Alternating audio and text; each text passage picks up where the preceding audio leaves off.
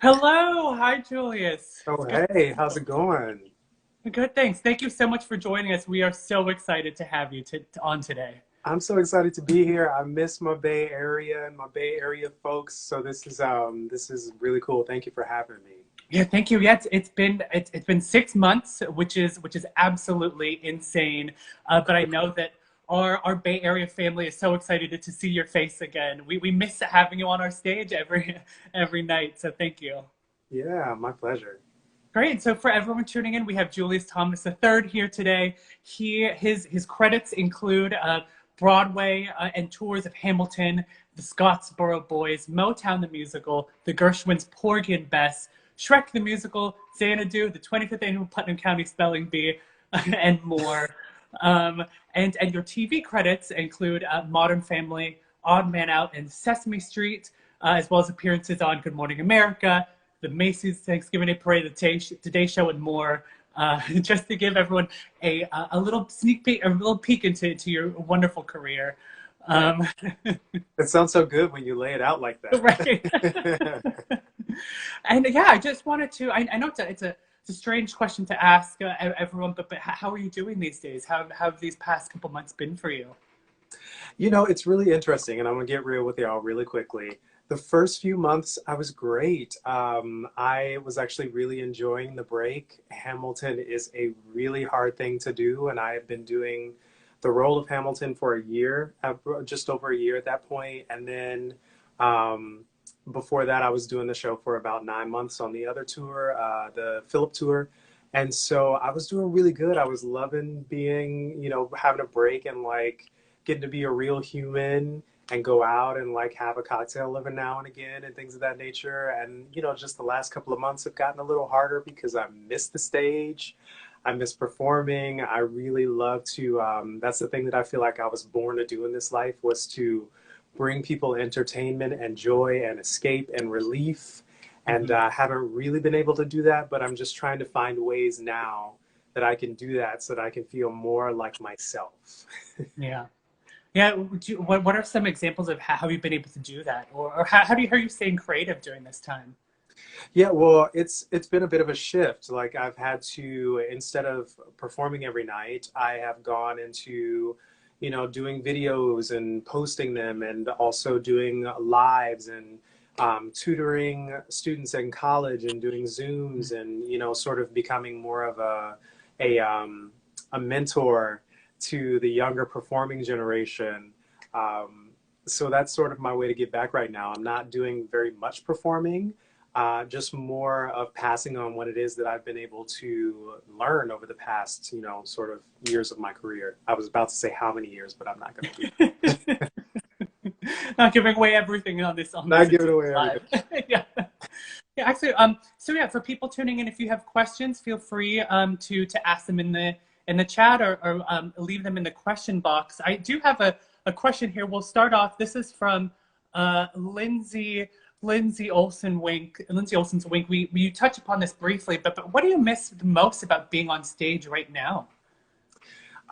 Well, listen, I took my job at Hamilton very seriously. I saw that some people said that they came to see the show more than once. And if you came to see the show more than once, it was my goal. It was my thing to leave it all out on the stage almost every night. Whatever I could give, whatever I could leave there was what I left on the stage. And so it was my challenge every night. That's the thing. I just loved getting out there and telling the story and feeling really good about this product that we were putting out and loving my cast, working with my cast, and I don't know. Also the applause because I'm an actor and I can't pass up the instant gratification. TV, film, those things are great, but there's just something really wonderful about sitting down in a room with an audience for 2.5 hours and going on a journey and having them be changed and having them change you.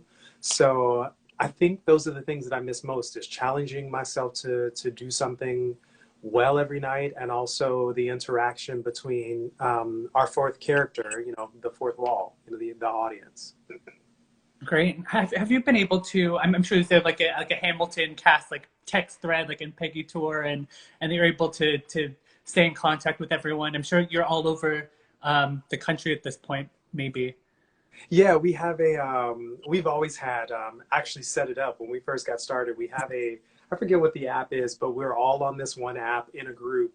And we were able to just sort of like let each other know about celebrations and birthday parties and gatherings and things of that nature when we were doing the show. And now we sort of use it as a way to keep each other informed about our daily lives and if any information comes out about Broadway or things of that nature or about Hamilton, we are all on there just sort of like keeping in contact and chatting away and having a good time. So we talk to each other quite regularly. That's great. We have a question. Someone in the chat, Ray Athena, says, "Thanks for the amazing advice. Love seeing you 5 times. Thanks for taking the time to talk to me at the stage door." And we actually have a question.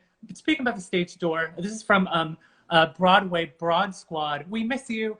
Share the best SF stage door Hamilton sitting stories. We know he had some. Yeah. Okay. So what do you want to hear? You want to hear a good one or you want to hear a bad one? Oh, okay. Well, how are you feeling? All right. Well, I'll start with a good one. So my favorite was always whenever we'd have a tiny little human dressed up like either an Eliza or a Peggy or a Hamilton. And what I loved about that was that we had folks who did not mind letting their kids dress up, even if it wasn't as the same gender as them. So we had lots of girl Hamiltons, and we had lots of little girls in their dresses, and just it was always such a wonderful feeling to see the age range of folks that the show touches. Like we had kids from just being able to put sentences together who were so excited about the show, all the way up to people who were in their 80s and 90s who were like, I never thought I would enjoy rap, but here I am. This is my 3rd time seeing the show, and I love every second of it. So those are the interactions that I loved. I have to be honest, it was really tough to go out to the stage door every day because of the load of the show that is put on my shoulders, the weight of the show that's put on my shoulders. It's a big vocal show.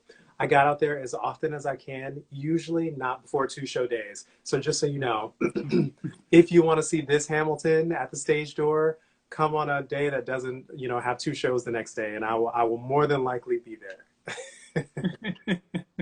Well, great. We had some people comment in the chat. They wanted to hear both the good and the bad, or was that the bad that you just shared? No, that wasn't. Okay. I was deciding in my brain whether or not I even wanted to tell it. But sure. So one of the times that I did come out for the stage door, I had a lovely group of folks out there, and I got about halfway through the line, and I walked up to a lady who was very sweet, but as soon as I got up to her, she said, "You were so great," and poked me in my face. Oh no. And I was so shocked by it. And I got online afterwards and I just had a little rant moment, and I was like, listen guys, I love you. I always want to come out and hang out with you, but let me be just honest for a second. We just went on a journey, and I know that we feel like we know each other, but I was looking into a dark room. You were looking at me, but I was looking into a dark room, so I didn't actually get to meet you. So poking me in my face is a little bit more personal than I would like to get.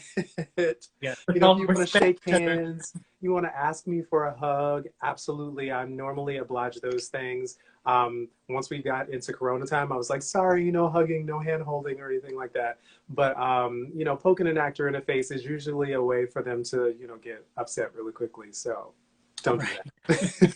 Well, thank you for sharing. For everyone watching, please respect people's boundaries, especially when they've been on an emotional journey. Right. Well, thank you for sharing. Let's see. So yeah, why don't we just to dive in and talk about Hamilton. Actually, we do have another question. This one's from Sheila Bila 03. What was your favorite thing about performing and being in the Bay Area? Oh, well, I had visited San Francisco several times before. Hey, Marie. I have visited San Francisco several times before and only been there for a couple of days. So I got little spots of how cool the city was. Oh, I'm going dark there. I don't know what my thing is doing. I got I got to go to farm back when it was open and, different things of that nature, but I was only ever there for like a day or two. And so being there for over a year, I really got to see the city, go out and walk up those really crazy hills and jump on the cable car and go all the way down to the pier and just really get involved with the community and hang out with folks and meet people. I now have several really good friends from the Bay Area. I know you guys, if you follow me on Instagram, you see me going back and forth with your local Reggie Akey, who is on ABC7 all the time. He's He's become great. one of our really good buddies. And so I think that was what was really cool about it, was getting to become part of the community. You know, like this is my first time performing in San Francisco, and it's very easy for folks to be like, oh, you don't live here, you're just here for a tour. But the Bay Area really sort of like wrapped their arms around me. And every time I went out, I met someone new who was really cool and interesting. So really the people were the best part. Oh, that's great. And we, yeah, we definitely love you. And we loved having you being a part of our community. So that love is definitely mutual. Um, so yeah, so going into Hamilton, what is it? What does this is a pretty general question, but what does Hamilton mean to you? And being able to be part of this amazing cultural phenomenon, and how has it really just affected you as a person? What has it meant to you? Yeah, so Hamilton has been like a trophy for me. My career, for those of you that don't know a lot of my early work, I started my career as hi guys, I started my career as an understudy, and pretty much almost every show that I had been in, I understudied in some way. I was in the ensemble and I understudied. And then I got the opportunity to do Motown, which was sort of my step out into being a leading man. I did the tour of Motown, joined actually right after they left San Francisco. So I did not get to play San Francisco, unfortunately, but I did come see the show in San Francisco.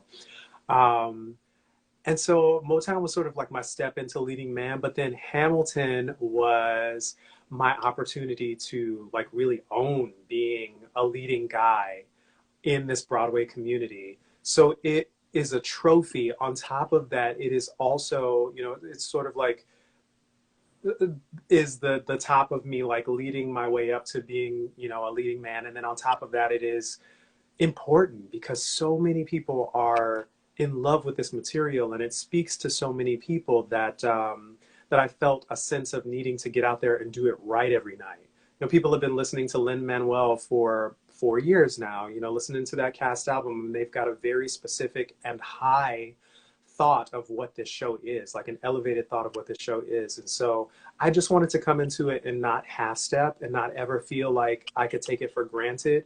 And I never did. And it meant that there were days that I couldn't go out and talk to folks, and it meant that I couldn't go out and have drinks every now and again, but I rose to the challenge. And so it's both, it's all those things. It's like a trophy as well as a challenge, as well as representation.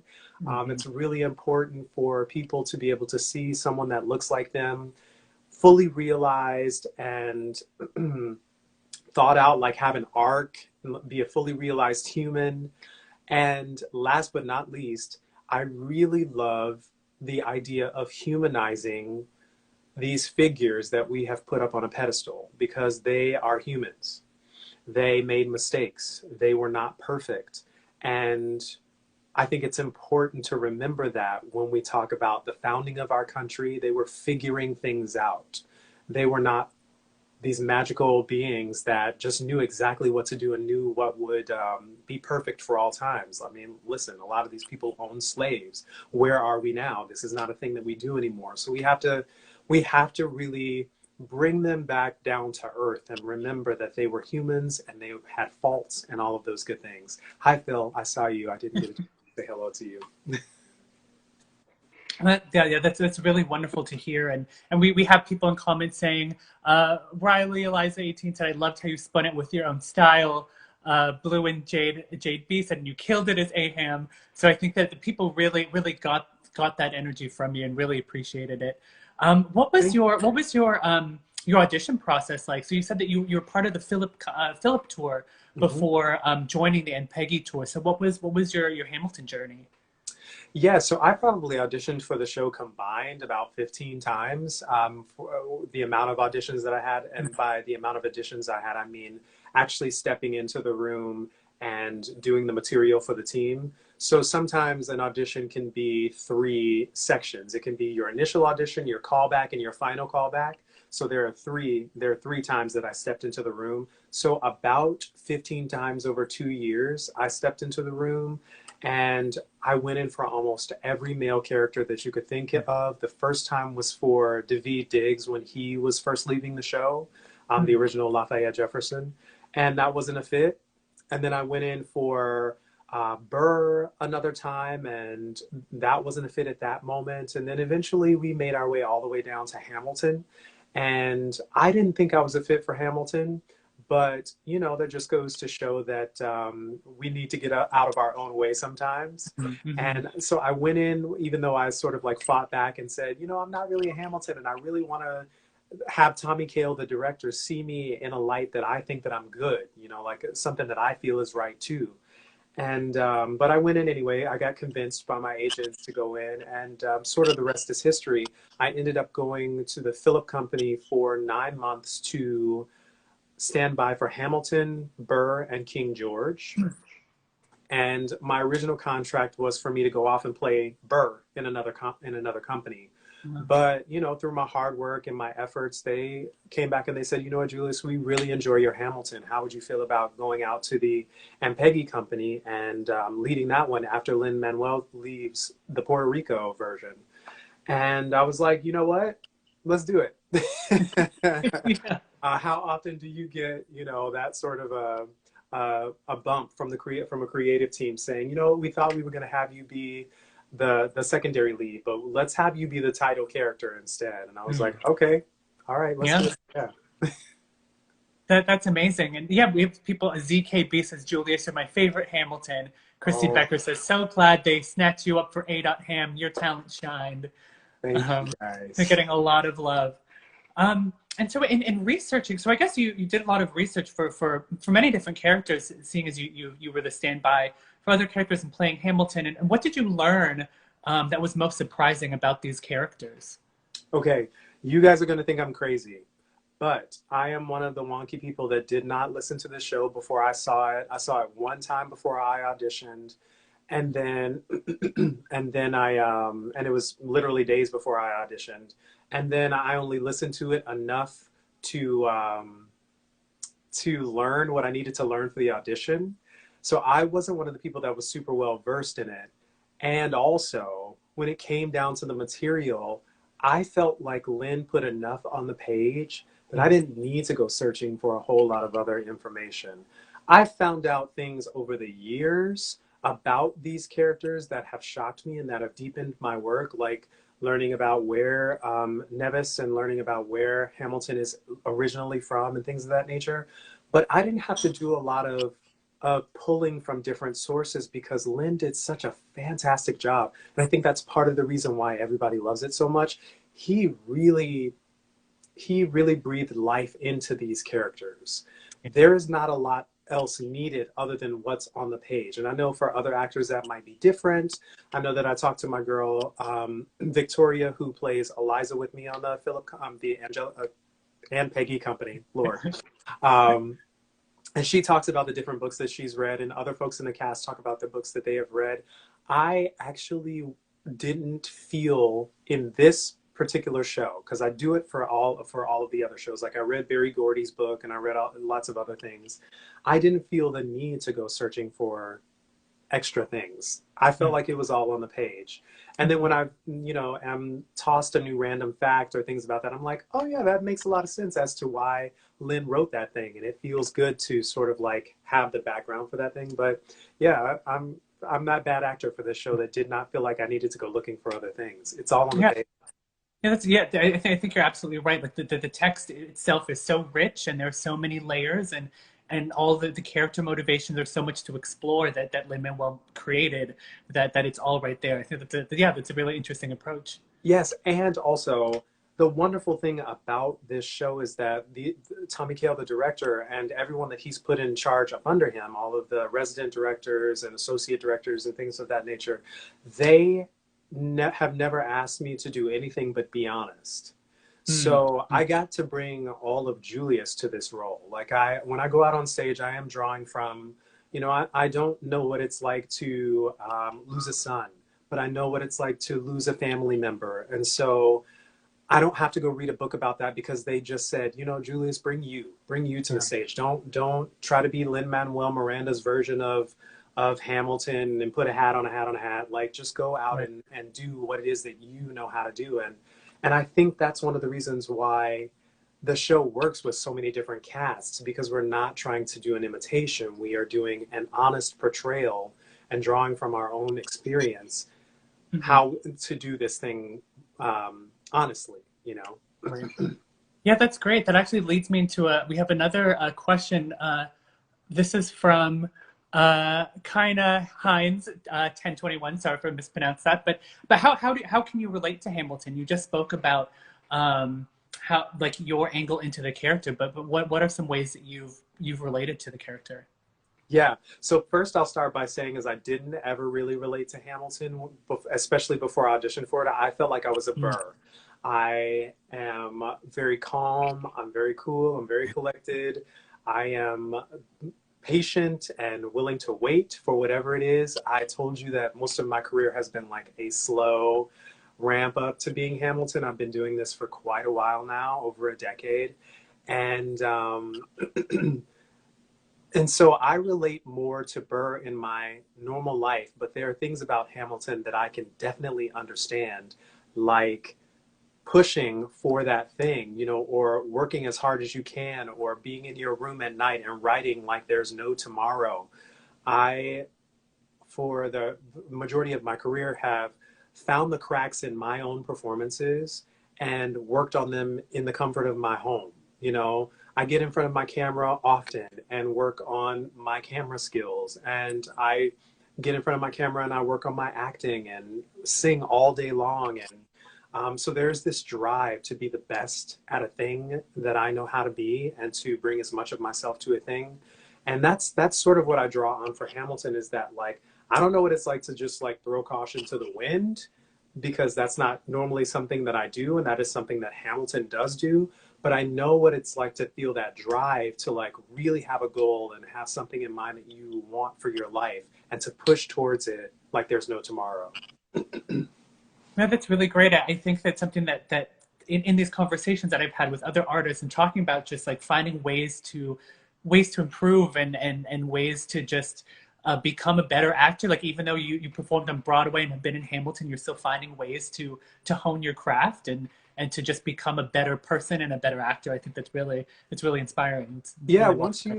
once you decide that you know everything, it's over. I mean, we are always constantly learning, and every experience that you can have in your life, and this is something that I like to tell actors all the time, to learn as much as you can. If there's some weird thing that interests you, like playing the vocoder or learning chess or learning how to roller skate or twirling a baton, like all of these things enrich you as a person. And so when you step out onto the stage, especially if it's something you've been then hired to do, it's something that's like ingrained in you. It's an experience. It's not something that you have to act. It's something that you can just draw on and be like, I already know this thing. Like, I've experienced this thing.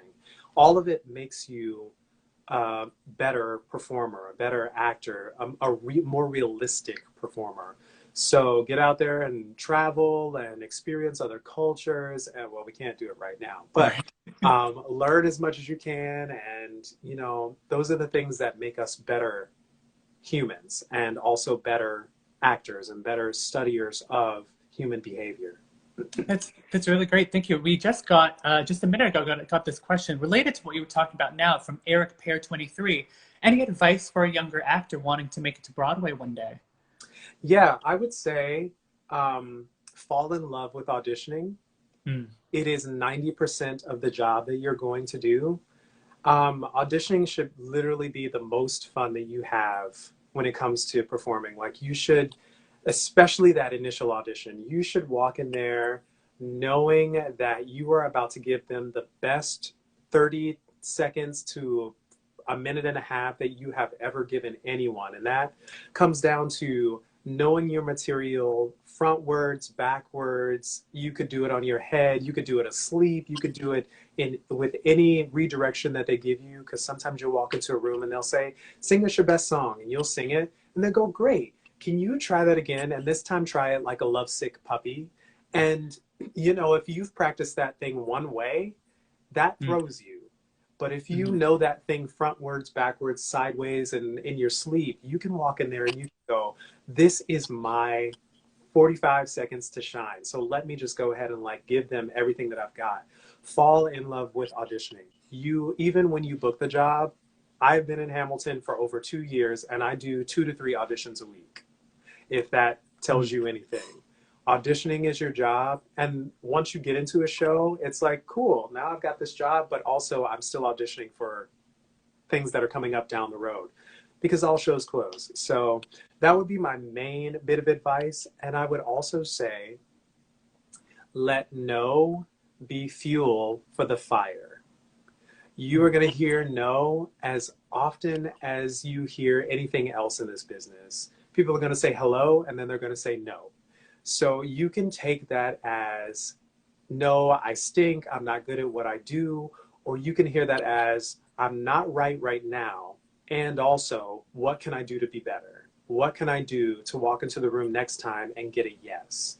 And that is really the basis of my Hamilton audition. I got told no a lot, but they kept calling me back, and so I kept going, okay, so it didn't work out last time. What did I feel was wonky about it? What can I fix for next time, so that I go in and I give them the best minute and a half that I know that I can give? And eventually that turned into a yes. So let no not discourage you, but actually encourage you to go more, more, more. How can I become better? There's no ego in this thing. Let's just continue to be better at what it is that we do. And hearing no is a way to let you know that something needs to be tweaked. So let no be fuel for the fire. That's some really great advice. Thank you. And I can see, yeah, the character of Hamilton also taking that advice to heart as well. And really, it just that inner drive and letting no be fuel for the fire. I can definitely see that. Yeah. Yeah. No, actually, now that we're talking about fuel for the fire, we have another question from kind of Heinz 1021. What got you on Broadway? So I'm wondering if you could just take us a little bit about your early life and your educational journey. So you grew up in Gary, Indiana, is that correct? Yeah. Yeah. And so how did you first discover musical theater as a kid growing up? So I sang mostly growing up in church. I directed the choir. I was a part of the youth ministry, all of those things. Anything that I was in church maybe like 3 or 4 days a week. And mostly doing music and singing. And so I sort of learned how to be a musician through oral skills. I didn't learn how to read music until I was probably like a junior or a senior in college, and I still struggle with it.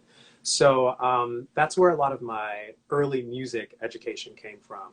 I went to Wichita State, and I don't know, the first time that I experienced musical theater had to be my freshman year of high school. And they started a musical theater program that same year. And our first show was Joseph and the Amazing Technicolor Dreamcoat.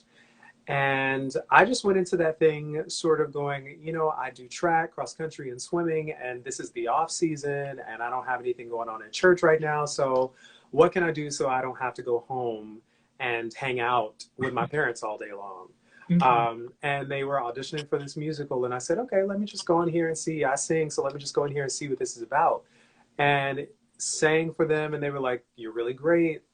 Why don't you be our Joseph? and to this day, you know, Joseph and the Amazing Technicolor Dreamcoat is still one of my favorites, because it was sort of my gateway into musical theater. So that's how I sort of got introduced to it. And then my love of it didn't really come until later. My sophomore year I was 2.5 years into schooling in Iowa. I went to the University of Northern Iowa, and I was on a full scholarship for biology. I was going to be a physical therapist or a physician's assistant, but mostly leaning towards physical therapy. And I was hating it. I thought it was, you know, I was acing everything except for biology, and I was saying to myself that I should probably be doing better in my major's namesake than getting a D in biology the first time and a C the second time I took it. And so I was like, what can I do? And the national tour of Rent came to my school, Hmm. and I just decided to go because I had heard people like sort of screaming about Rent, and I had never really listened to it. Again, I really love to be surprised by a show, so I don't really go into a cast album until after I've seen the show. And I sat in that audience, and I was just like, wow, these folks are doing something that I really enjoyed doing in high school, and I think that this could be a viable way for me to go out and touch the world. So let's give it a try. Let's leap and see if the net appears, you know? So that's sort of where my love of theater came in, was through the lens of a Rent. Wow, yeah. Yeah, it's interesting. I know that they're like different people have different shows that are like when they're growing up that really connect with them. And like is their entry point to musical theater. I know Hamilton is that for so many people. It sounds like Rent is one of those shows for you. It sounds Yeah. like. Yeah. Absolutely. You know, there's these shows that sort of like break the mold every 10 or 15 years. You know, we've got Hadestown, which unfortunately right now the sort of like ramp up of that thing, I think, sort of changing how we see theater has been interrupted. But I feel like that was one of the shows that was going to be an inspiration for the next generation of folks. Hamilton is definitely one. Rent is one. I know you guys can probably tell us some of the other shows that really sort of was the inspiration for you. And I also see that there are people on here from the West Side Theater Guild, Yeah. where I went to high school. So what's up, Gary, Indiana? That's great. And And hi, so sorry. yeah. Um, and so you made your Broadway debut 10 years ago in the Scottsboro Boys. And I remember ACT in San Francisco, they did the Scottsboro Boys, and I saw that production, was really moved by it. It was a really amazing piece of theater. What was it like making your Broadway debut with the Scottsboro Boys? Yeah, it's so interesting because those are my brothers for life, because we went through something really profound and interesting together. How many people can say that their first Broadway show was picketed? You know what I mean? That there were picket lines outside of their first Broadway show, that you were making such a impact with something that you felt was so important, that there were people who were so polarized by it that they either got up and left halfway through it, or they couldn't get out of their seats when it was over. Um, and that was what Scottsboro Boys was. It was sort of the perfect meeting of art and commercialism. Unfortunately, it didn't last very long, but I walked away from that show feeling like I had changed something in the world, that I had done something in the world that was really important. And it sort of lit a fire under my butt to pick projects that continue to do that. Now, you know, a lot of times the projects pick you, but you get to a certain place in your career where you can start to say, you know what, I want to do something that interests me. I want to do something that I feel very strongly about. And Scottsboro Boys chose me, but it ultimately became something that I feel really, really, really strongly about. And Candor and Ebb shows are interesting because the first time around, they don't slap the way they do for the revival. The same way with Chicago and Cabaret and things of that nature. The first time around, people are like, what is this thing? Right. Why are we doing what we're doing right now? And I think the Scottsboro Boys is going to be the same way. When they revive that show with that new crop of beautiful brown faces, I think it's going to slap in a different way. And I'm going to be right there in the audience, loving every single second of it. And I just am grateful that I got to be a part of the original molding for that show. Oh, that's great. Thank you. And we have another a question from one of the fans about another one of your projects. Let me see if I can pull it up here. This is from Marcus Martin. What was it like performing in Motown the musical, and what was your favorite number? And relatedly, I know that you played another real person on stage, Barry Gordy. And so what? Because I know that you're playing a real person in Hamilton. And what was that? How is it different? How is it the same? Like what was Motown like? Motown was hard. I was just gonna say that. Yeah. That was 2 hours and 47 minutes of never leaving the stage, singing over 50 songs, and just talking for hours and hours and hours, and having the guy that I was playing in the room a lot with a lot of notes and a lot of feelings about the way that he was portrayed. And I really love Barry Gordy. I know that there are lots of opinions about that guy. He's made a lot of waves over his 80-something years on this planet, and you don't get to be a media mogul without ruffling a few feathers along the way. But I really loved my interactions with him, and I took pride in the fact that here I was playing this character, not really a character, a real person, who sat in the room every day and had something to say about it. So it was hard, it was challenging, and I walked away from it feeling very proud of the thing that I had done, knowing that I had room to grow, knowing that there were some things that needed to be tweaked about my I don't even know how to say it, my realness on stage and my portrayal of a character and creating an arc. A perfectly realized, a thoroughly realized character, but feeling like I had grown leaps and bounds. My favorite song to sing in the show was probably To Be Loved, because I love a ballad. You know, my favorite song in Hamilton is Quiet Uptown. I love to just like stand on the stage and just emote and sing. And that's where I sort of feel at home. All that wiggling around and moving and doing a whole bunch of stuff is, it's fine. But when you really get to just like stand still and connect with whatever it is that you're feeling, or send that thing out into the audience and allow them to go on a journey with you, is really where I feel at home. And so that was my favorite song. And I loved Motown, even though it was really, really hard. It was very... Oh, thank you. And your Broadway credits also include the Gershwin's Porgy and Bess, which we brought to San Francisco as well, which starred Audra McDonald and Norm Lewis, two iconic theater legends. And what was that experience like? So you want to talk about a masterclass? I mean, sitting and watching Audra McDonald turn on her performance. I mean, she will literally go from laughing and talking about her kid, on a 5-minute break, to stepping into some of the most tough scenes in the show where she's being assaulted or having to cry and having to, go through these emotional moments. And she does it at the drop of a hat.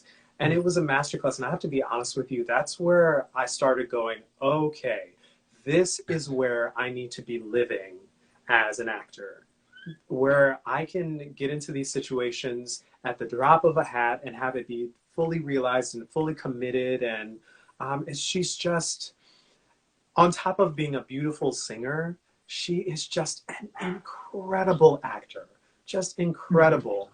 And Norm Lewis is the voice that I studied in college. When I went, who do I want to sound like? I'm not a baritone. I don't have those like really deep and rich tones that Norm Lewis has, but in college, that's who I was trying to sound like.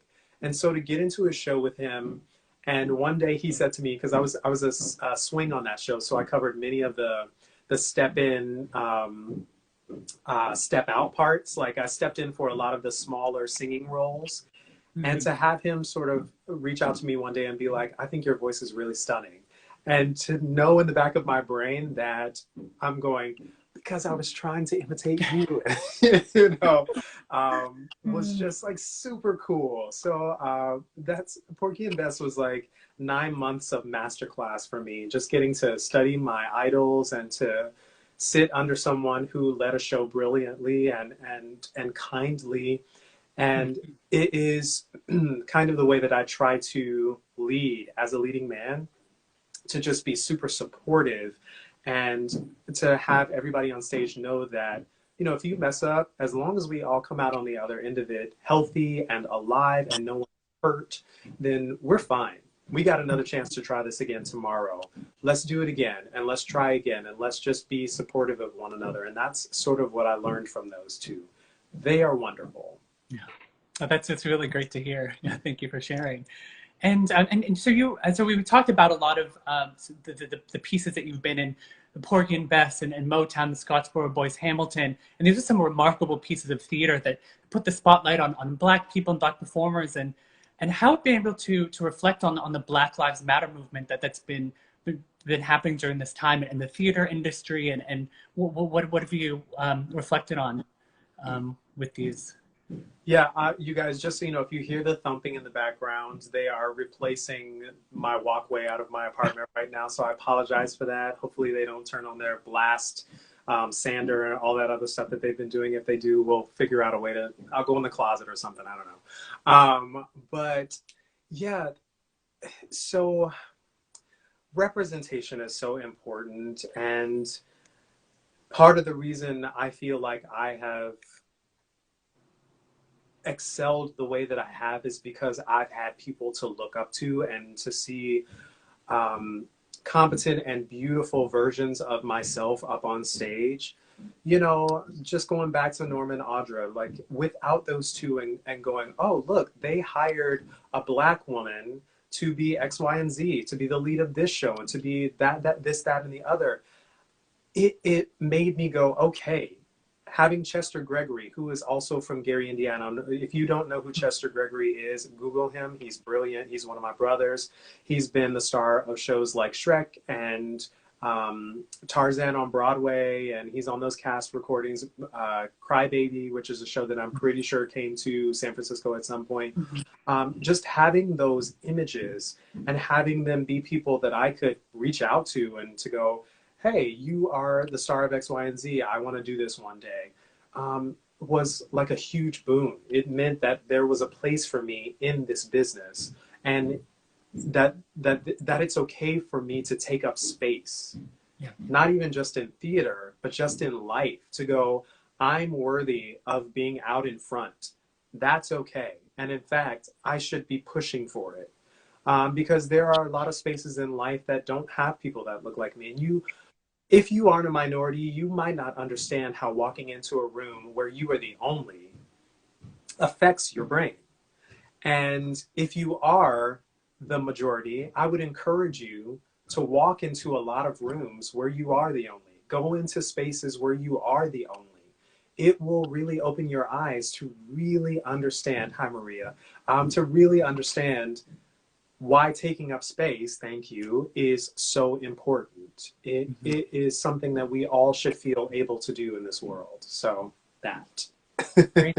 Thank you. And it's so great to and then now you're part of that. And so now when people are watching Hamilton and seeing you on stage, it brings us back to what we started with, just seeing these little people, these children, like seeing themselves reflected on stage in you. That's so really wonderful that you've been able to pay this forward, and like we said, representation matters. And so it's really great to know that you are a part of this change, and for putting yourself out there, and for now you're someone's Audra and you're someone's Norm Lewis, and seeing that you're on stage doing it for other people, and all right, don't make me cry now. I mean, I'm getting all teary-eyed here.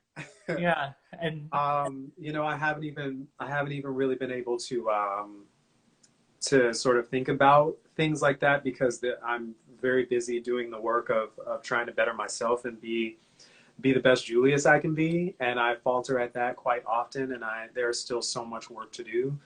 But I just want to leave the world better than what I found it. I want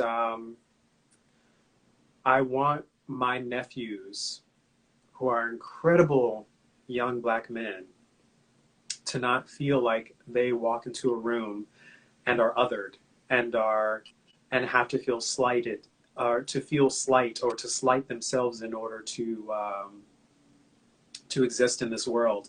And there are so many spaces where that is the case, where I still, as the lead of the biggest show in the world, I walk into a room and I can still feel like I don't belong there. And I want that to go away. And whatever I can do in this life to make that easier for them and to make it easier for their grandchildren and their children and generations. I think a lot about generational wealth. You know, it's something that African Americans have and other minority groups have been denied in this life.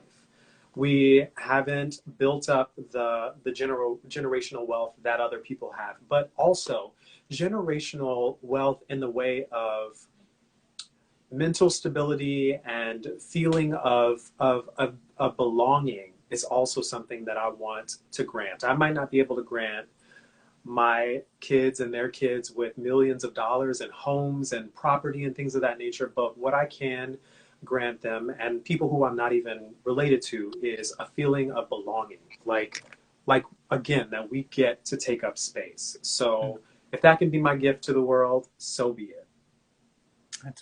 That's really wonderful. Thank you. And we have someone in the chat. Dean C says, my daughter idolizes the entire cast in San Francisco SF Hamilton. Seeing minorities on stage was so powerful for her. And we have Mrs. Petruzzi says, loved the Edgar Ham Program and watching Hamilton live. And so, yeah, I wonder if you could just speak a little bit about that and performing for thousands of young people, some of whom this might be the first time that they've ever seen a play or seen themselves up on stage. And what has that Edgar Ham Program experience been like? And so for people watching, if you don't know, the Edgar Ham Program brings in high school students from around the Bay Area and beyond to watch a student matinee performance and also to create their own pieces of art as well, and perform it for other people. And what was that experience like for you? Well, first of all, I'm so grateful to the Hamilton Company for even creating that thing. I think it is so brilliant and opens up such a huge world for underprivileged kids or kids who just might never step into a theater otherwise. I think it is an investment in theater that it teaches people that, oh, here is this viable form of entertainment that I had never really considered before. You know, one of the things that always troubled me about ballet and opera is that they're so exclusive. If you haven't studied opera since you are a child, if you haven't studied ballet since you are a child, you step into that thing and you never really get to the place where you can be a functioning, performing, you know, like really dig into that thing. You can do it for fun, but it really is more of a hobby. Mm-hmm. And teaching these kids at a young age that this is both a viable form of entertainment as well as a career is sort of just paying it forward to the next generation of theater, because they're going to go, hey, I might be able to do this for a living, or hey, I'm going to take my kids to experience this thing. We're creating a new audience, we're creating a new a crop of performers, and also we're talking about history and we're educating and we are entertaining. So I just think all around it's just a really great investment into life and into the world. Yeah. So I love Edgar Ham. Plus they are the most rowdy and ruckus audiences we ever have. They scream from the beginning of the show to the end. And on Wednesdays at 1 o'clock in the afternoon, we need it. So, they're so in it. Yeah, they just give you so much energy. They are right there with you. And yeah, I just wanted to. We have a couple minutes left, and I was curious. I know in your TV credits, this was sort of about education. You listed that you were involved with Sesame Street. I was just really curious about what that story was. I'm sorry, you cut out there just at the end. So sorry. Just talking about. I saw that Sesame Street is listed in your TV credits. So I don't know if you could just share a little bit about what that was like. Oh yeah, so we all grew up watching Sesame Street, and so I have a buddy who works for them, and I've always, you know, we are nerds together. Every free comic book day, May 6th, we would get together and go out and like collect comic books and go see whatever Marvel movie was associated. And he works for Sesame Street, and one day he was just like, hey, would you ever want to come, you know, you're an actor, would you ever want to come be an extra on Sesame Street? And at this point in my life, I'm like, extra work is fantastic, but I am, trying to be on camera saying words. So maybe not so much extra work is the thing that I want to do at the moment, not knocking it. But, we have to make these kinds of decisions as actors. And, but when he said, do you want to be an extra on Sesame Street? I said, absolutely. It turned into, once they found out that who they were getting, we had 2 or 3 Broadway folks who did, were professional singers. They said, oh my goodness, we've got you guys. Let's bump you up to 5 days of work. We're going to have you sing on camera. We're going to record you and all of this other stuff in the studio. So it just turned into this like really crazy thing of me getting to be a singer on Sesame Street for their Christmas special. And if you haven't seen it, it's a really great thing that you can pull up on HBO for your family this Christmas. It's a really wonderful story about Elmo and his dad. And I got to take pictures with Big Bird and meet all the stars and stuff. And it was just like a really fun experience that I would not trade for the world. Oh, that's awesome. I will definitely check it out this holiday season. And yeah, I just wanted also, I know that you're also part of a musical group, Kings of Soul and Swing. And I was wondering if you could talk a little bit about that. So it sounds like, yeah, you were so talented and so many different things going on. Well, listen, multiple streams of income. I'm an actor and I'm a business, and multiple streams of income is something that we all should be thinking of. And so a friend of mine that I met doing a gig band when I first moved to LA, we decided we wanted to create something together, something that we can go out and sing the kind of music that we wanted to sing. We love the old style of crooning and Motown and things of that nature. So we decided to go ahead and form a duo.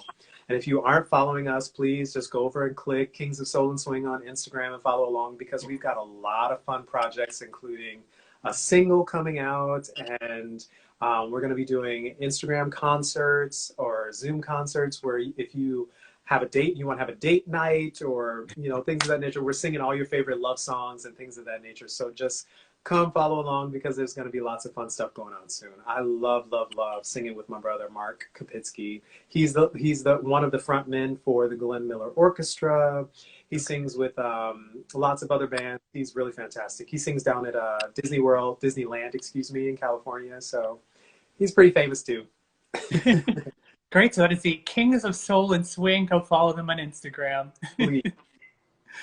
Oh, well, I just wanted to say thank you so much again. It's been so good to see your face, and I know that everyone watching has really appreciated you sharing your stories and sharing yourself with us. And yeah, any last things that you wanted to share with BroadwaySF and with us? And yeah.